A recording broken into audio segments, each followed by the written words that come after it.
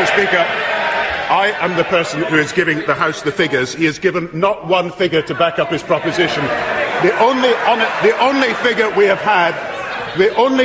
had is the admission by the Shadow Health Secretary that he would cut public expenditure in vital departments by 10%.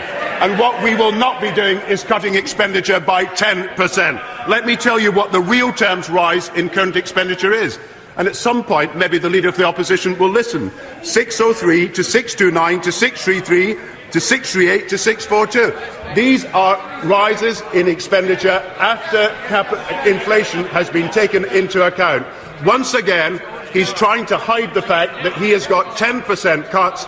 He is the party of cuts. We are the party of investment. And because he wants to use the cuts to pay for inheritance tax, once again, let's remember, they are the party of the few and we are the party of the many. He is just sinking and sinking. He thinks that everyone is so stupid that they will not notice that once you take out debt interest and once you take out unemployment benefit, the departments of all those people will be cut. That is the truth. Why doesn't the Prime Minister just stand back for a moment and ask why he is so distrusted? It's not actually the recession. There's a recession all over Europe, and yet no other European leader...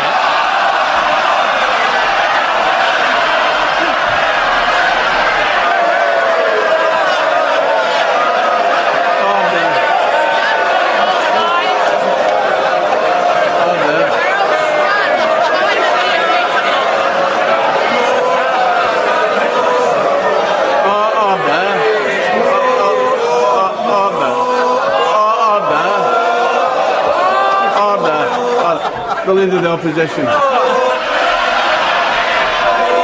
The reason he's in the hole he is in is because he is not... It's because he isn't straight with people.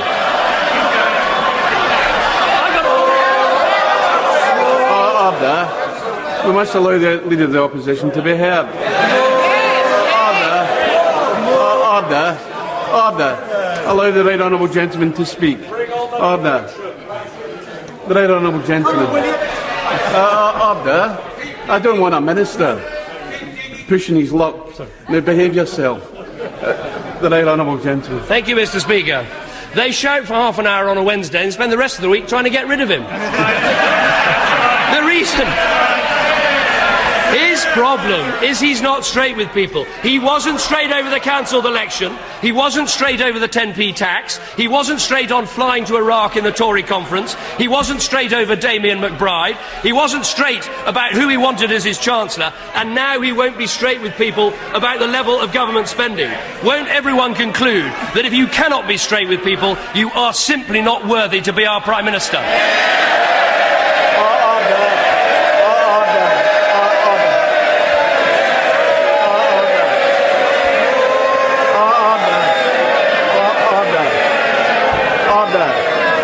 Even though it's my last day, the Leader of the Opposition knows that the term "you" is not something I approve of. And I think at all these hustings meetings, they'll be saying they don't approve of it either. So... He's learning all the time. At last he's got a European policy now. A European recession that he now admits. And as far as his last... As far as his last comments are concerned, is it not remarkable he descends back again into personalities? He cannot deal with a policy debate. I have said that we are taking action to deal with the recession, and that means that more people will be in work, that means that more businesses will be saved, and that means that more help will be given to mortgage holders. We are spending money to take people out of recession. He would cut the money now. There would be more unemployment, more debt and more deficits. And the Conservative Party have got to face up to their responsibility that they are calling for public spending cuts at the time when every country in Europe and in the rest of the world knows you've got to inject more money into the economy. As for the future, everybody also knows, and I think this is where the serious debate lies, that what can happen depends on growth and what happens to inflation and what happens to employment and what happens to interest rates. And there is good evidence that the proposals that we have put forward are working, whereas the proposals they put forward would not work. And as for the future of public expenditure, let's just be clear. I have read out figures showing there's not only cash rises in all our current expenditure in each year, but also real-term rises. He has given us no figure except the figure of his Health Secretary, which is a 10% cut in public expenditure. The public will remember one thing about the last week: 10% cuts in public expenditure under the Tories, investment under Labour. They are the party of the few, we are the party of the many. Mr. Speaker, why doesn't the Prime Minister understand that character and policy come together in this vital question of answering and telling the truth that public spending will be cut according to his own plans? Isn't what everyone will have seen today is the Prime Minister has drawn one of his precious dividing lines between himself and reality? That is what we've seen. People know they've got a Prime Minister they never elected, they've got a Prime Minister who can't be straight with people, and a Prime Minister who won't even give 10% of the truth.